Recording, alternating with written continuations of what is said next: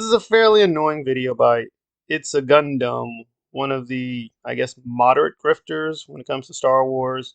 I will say this, he at least tries to do some research and try to make some points, but when you really think through what he's babbling about, it's like, wait, no, that can't be right. In fact, your own video is refuting yourself.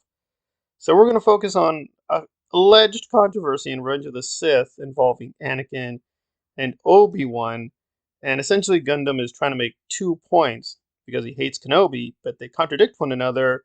But I guess in his mind, no, it's still a point, even though his own video is refuting him.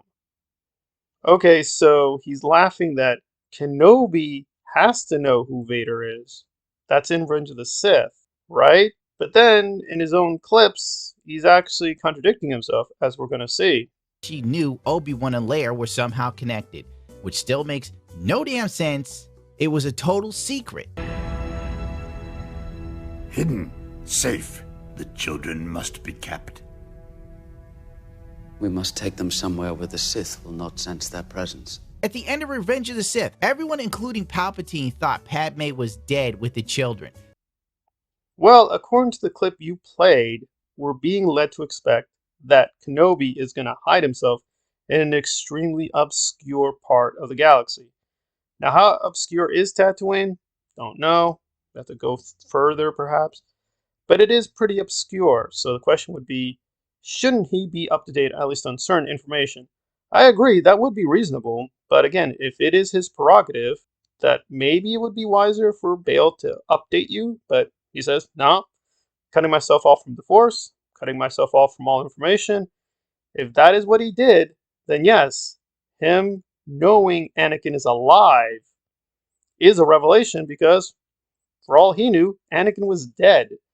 That is, in fact, what Revenge of the Sith leads you to expect. He thought he was walking away from someone about to die. Now, maybe it could have been filmed better, but that is what he was led to expect. If you're going to be critical, you're being critical of George Lucas's directing, not Disney. It can't be. It can't be. You have done well, my new apprentice. Now, Lord Vader, go and bring peace to the Empire. Well, for one thing, you're changing the question. The question is not, does Obi know who Anakin is? Yes, he knows who Anakin is. That is canonical. The question is, does he know Anakin is alive? Obviously, Anakin's alive because Anakin is Darth Vader. How in God's name would Obi-Wan forget Anakin's alive? Oh my God. Did they hire anybody who knows what the hell's going on? It's like the writers didn't even watch Revenge of the Sith. Could you imagine you make millions of dollars and all you have to do is watch a couple movies and pay some semblance of attention to like key plot points? Hell, you don't even have to watch the movies. You could Google it. You could be like, does Obi-Wan know who Darth Vader is? And Google will be like, yes, you pleb. Then we... Right. The question of who Hitler is can be answered. He's a certain kind of political leader in Germany. On the other hand, to say, oh, Hitler is still alive, that would be really shocking news.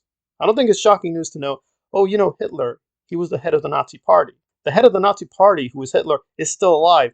That's a different logical question. It's a different empirical question.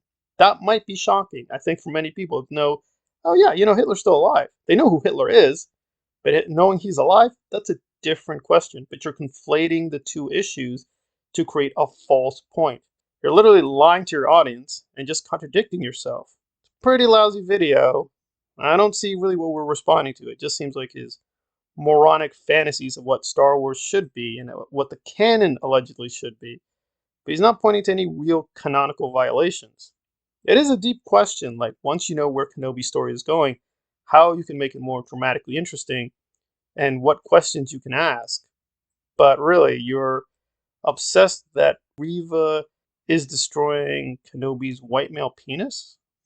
Wraps around him while telling Obi-Wan information about Vader he should already know. To take you to me. Lord Vader will be pleased. Well, how did she destroy the white male penis? Because she says, Lord Vader will be pleased. And you're reading that as, she basically just destroyed all the white penises. She's like a radical, anti-white, racist Black Panther woman. She's basically trying to destroy all the white people. The character just said, Lord Vader will be pleased. I get accused a lot on this channel from my own subscribers. I think you're reading a little bit too much into this. I don't know how we're jumping from, she said, Lord Vader will be pleased, and there's a zoom in to Obi-Wan's face. His white penis has been destroyed. All white penises have been destroyed. Every white penis has now been destroyed by Kenobi. And then I look outside my window, and I'm not gonna, pull down their pants to double check. Seems to me I see these white guys, their penises didn't explode, but Kenobi happened. It aired on television, but somehow, I don't know, the white people didn't disappear. I guess it's a big mystery, at least to ItsAGundam at least.